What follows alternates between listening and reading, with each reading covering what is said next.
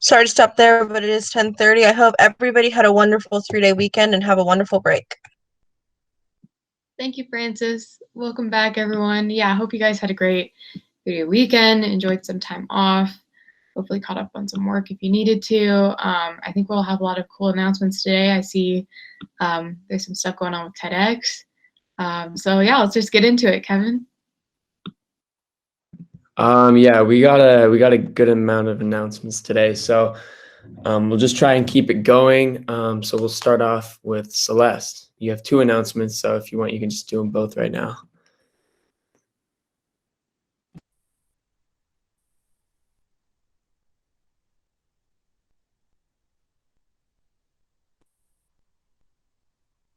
But we can always wait. We can come back. Juliet. Okay. Math club tomorrow and Friday this week. Please be there. We've been having lots of fun doing problem solving on campus. So if you're on campus, please be there. And cooking club today at lunch. We don't have that many meetings left, and we didn't have very many people come to our last one. So please be here on campus. If you're on campus, we'll be in the outdoor theater. And please go to Mr. Daniel's room if you're not here. Plus, if you come to all of our meetings, then no one else has to listen to me make reminders at break. So please be there. All right, thank you. Our next announcement will be Mr. Daniel. Hi, everybody. It's fun to be here Tuesday, and I keep thinking it's Monday. So, wow, enjoy that time warp thing. And Juliet is quite the taskmaster, so maybe we need to get her on executive council too, because I'd be afraid not to follow her instructions.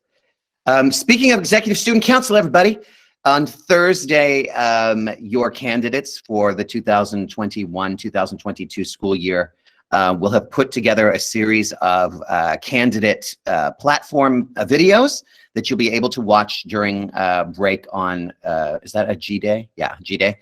And then just after the presentation of those videos, you'll have the opportunity through a Google form on your phone or your device to vote for or to show your support for those candidates who will be themselves announced the results that Friday, and then we'll announce the results to the general student body on that following Monday E-Day during break, where I'm hoping that your current executive student council will have a fun time passing the baton over to next year's leadership. So we look forward to all that.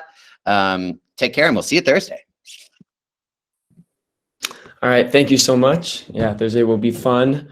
Now we have Naeli, who is going to give he's going to recite a poem for us in celebration of Poetry Month. So, yeah.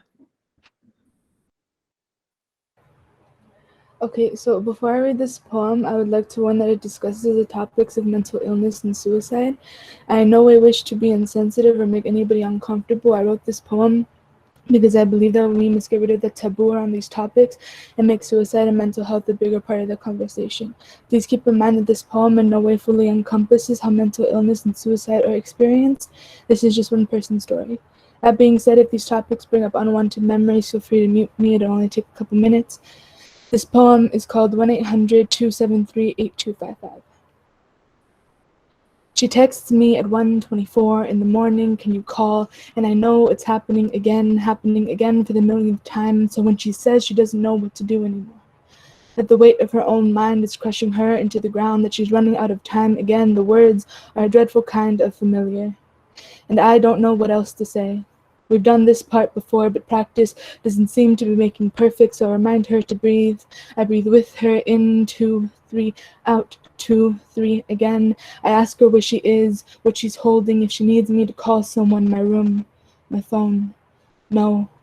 I ask her what happened. She says it's her head, or more specifically, the thing inside. She says it's broken, that it has been for years now. She says the biggest cracks spell out depression. But the deep ones read anxiety, and the dents scattered about are from trauma's fists knocking at the door again and again. But she says this time it's different. She says her mom had it, that she knows she is showing symptoms. She tells me she's scared. She says she doesn't want to become a coin poised on a thumb ready to be flipped, because that is what bipolar is, not knowing what side you are going to land on. She tells me she sees herself on the roof again.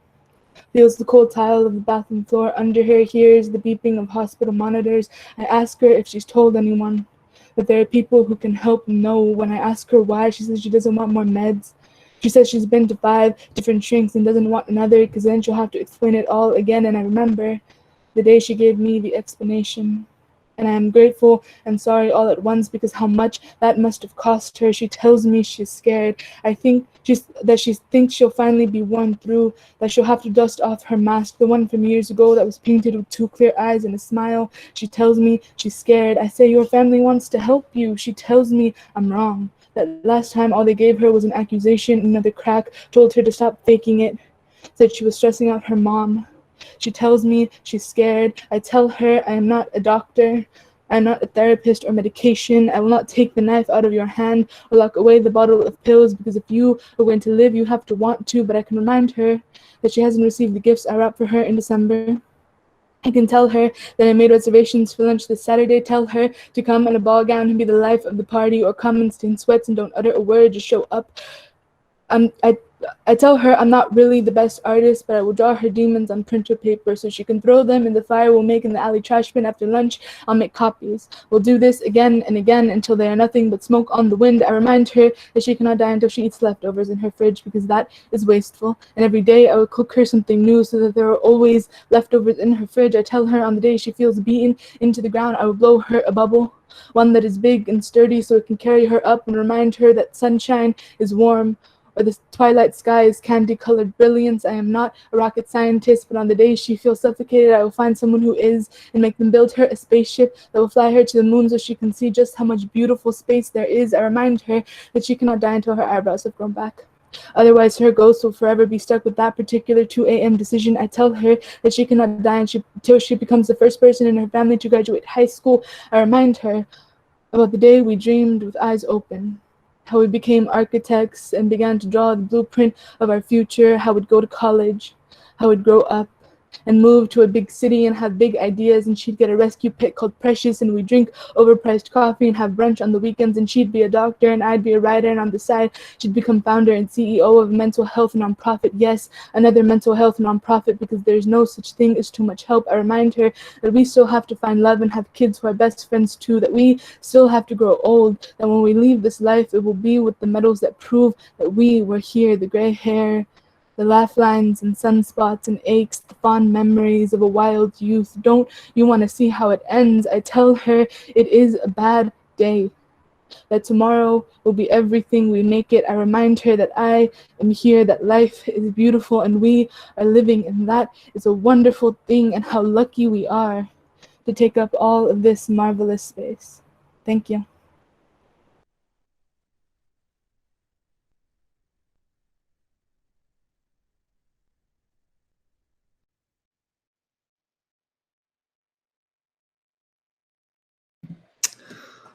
I don't think I need to say anything after that. I think it really speaks for itself. So thank you so much for sharing.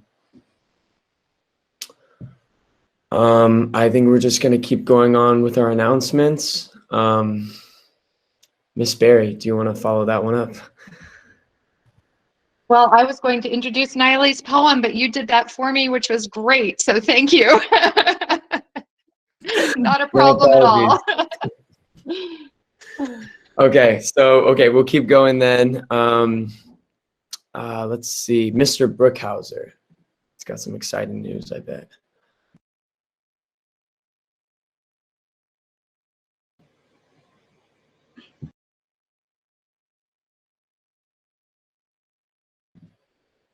Or maybe not. Can you hear me now?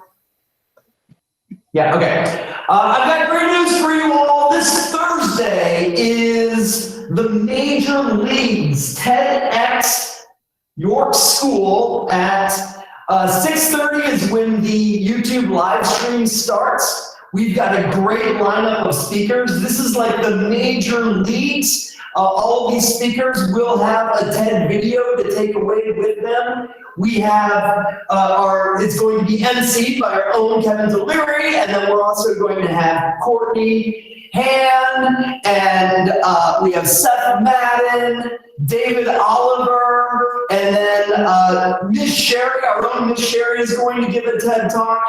And then we have 2 community members, Jordana Rock, who is an alum who works at Salesforce, and also Dr. Samir Baka, who is an ER doctor at CHOMP, who's going to tell us his story about being an ER doctor in this crazy year that we've had. Speaking of this crazy year that we've had, I want to introduce the theme to this year, and it is all about how this year, it's in the very forefront of all of our minds, and yet we don't want to talk about it.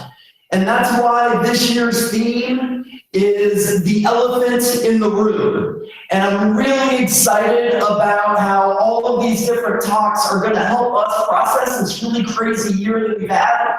And so I'm going to ask you all to please join us on the YouTube live stream beginning at 6:30. The show starts at 7, and you can get to the link right now, and you can set yourself reminders if you go to TEDx York School /21.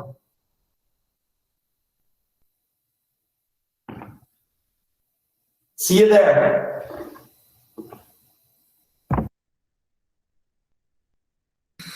Yeah, it will definitely be a great event. Please, everybody, try and be there.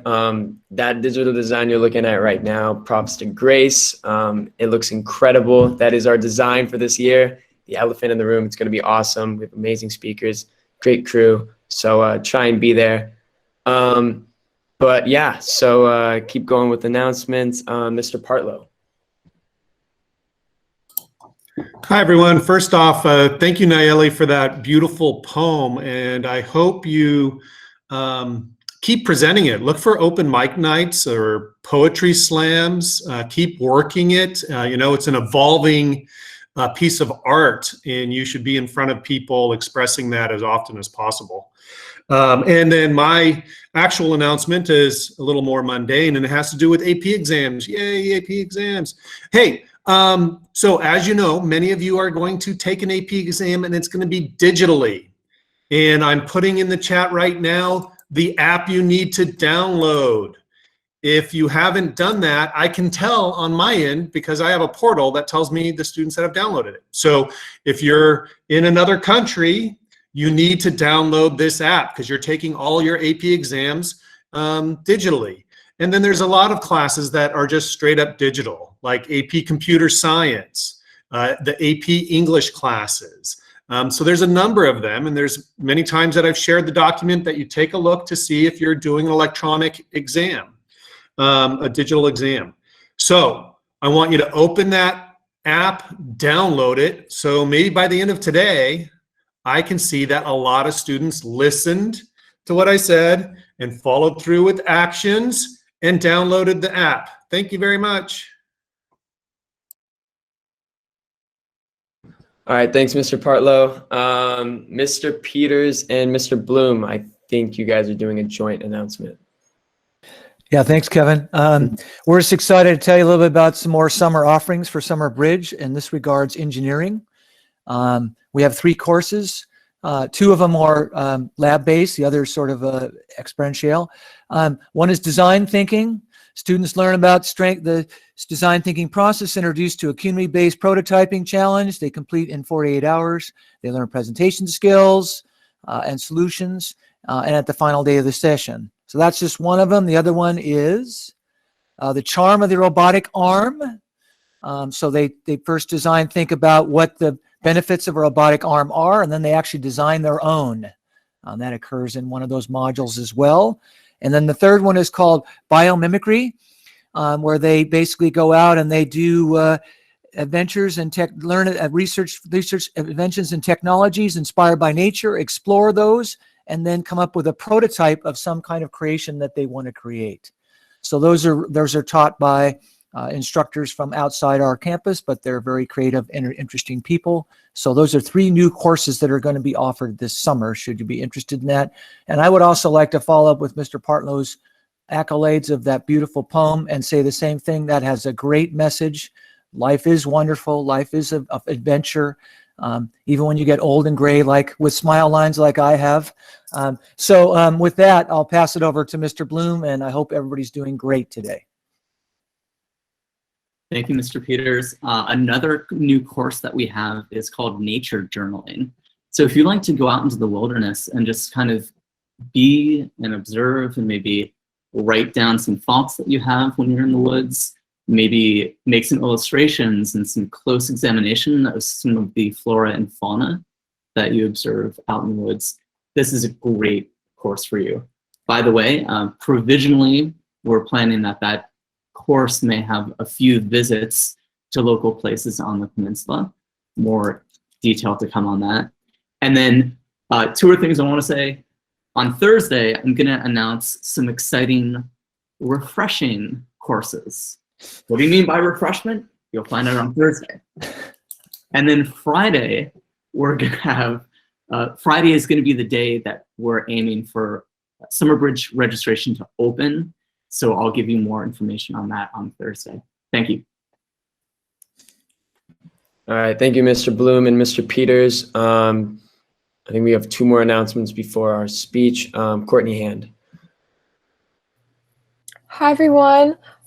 This is the last week to participate and promote the vote. So later in the week during your class meetings, someone from each class will be, those classes that include the age groups that are able to pre-register and register to vote. So people will be coming and explaining how you can go about that if you haven't already pre-registered and registered to vote. So make sure you are attending those class meetings and paying attention, making sure you are pre-registered and registered to vote, because there are no downsides. Also, if you would like to participate in the Promote the Vote campaign on social media, it's super easy. I'm just going to present this tab again as a reminder. So it's only, sorry.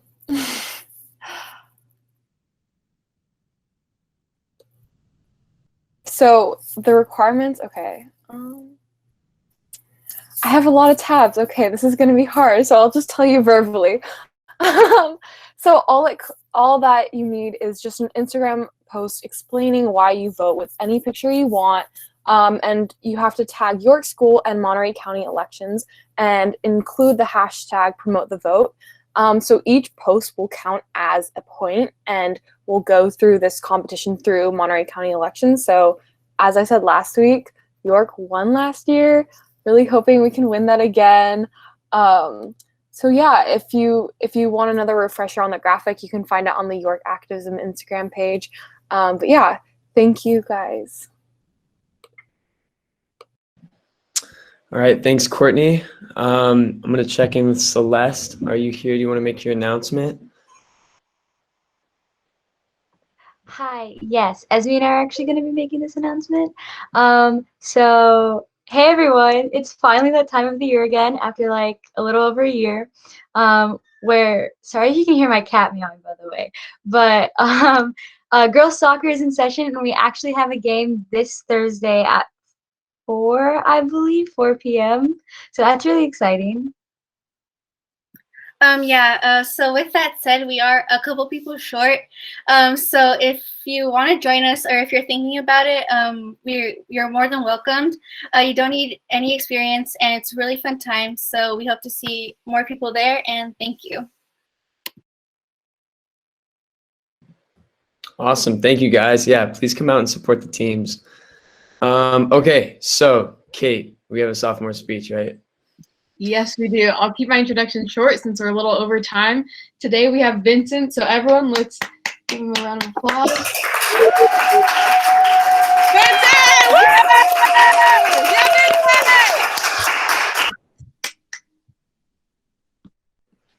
Right.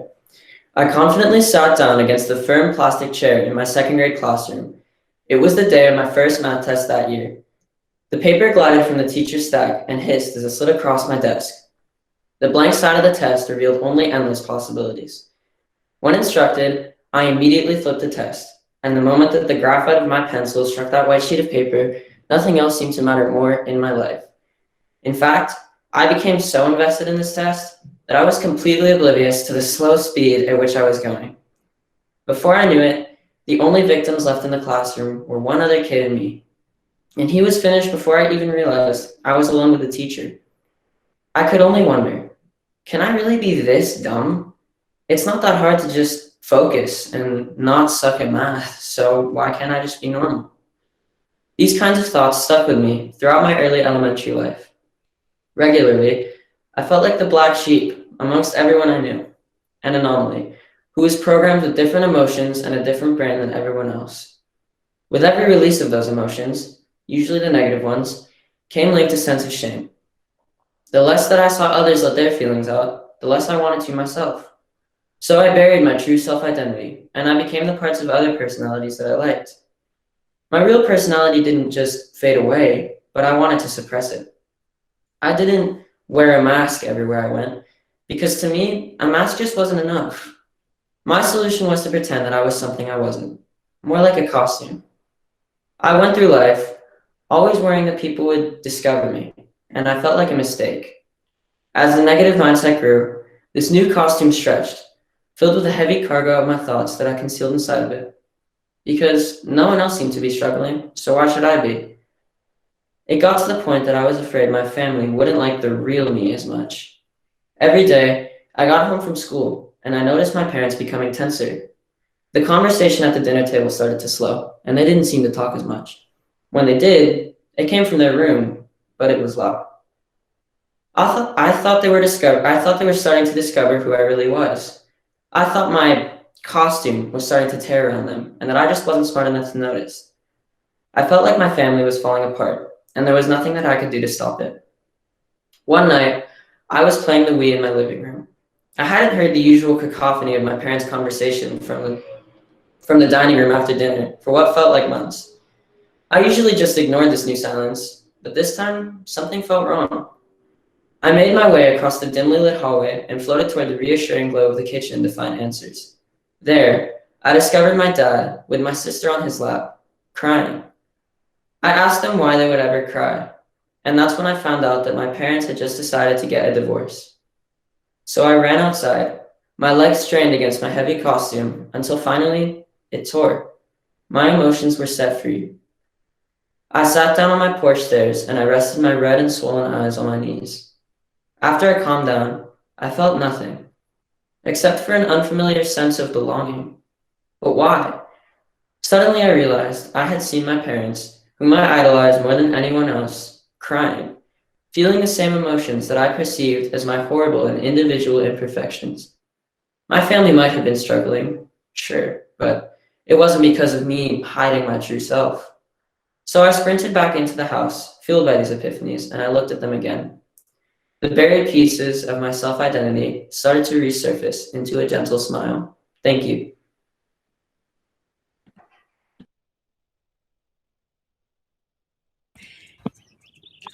I'm gonna put Yay, my notes in today. Vincent!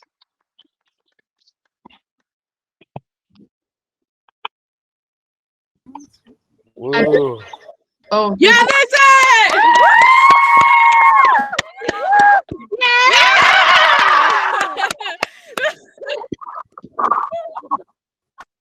I spoke too soon there, but yeah, Vincent, that was an incredible speech, and I loved how you kind of weaved two very different things together, and described how your parents' divorce and your search for longing and your self-identity kind of were really intertwined in the end, and I think we've all been there in some way or another. So that was a really powerful speech. Kevin, did you want to add anything? Yeah, there's honestly not much to add. I think you summarized it very well. Thank you so much for sharing.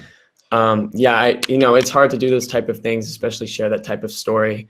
But we all really appreciate you being brave and coming up here and kind of, being vulnerable to the community. We all love you. So just be proud of your accomplishment, and you're done. So congratulations. You're going to do great today on the soccer field. Yeah.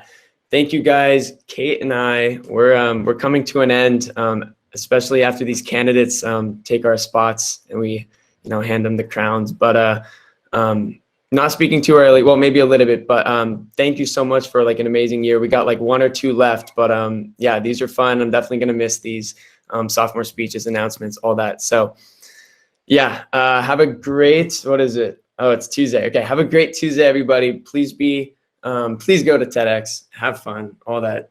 Have a great day. Goodbye.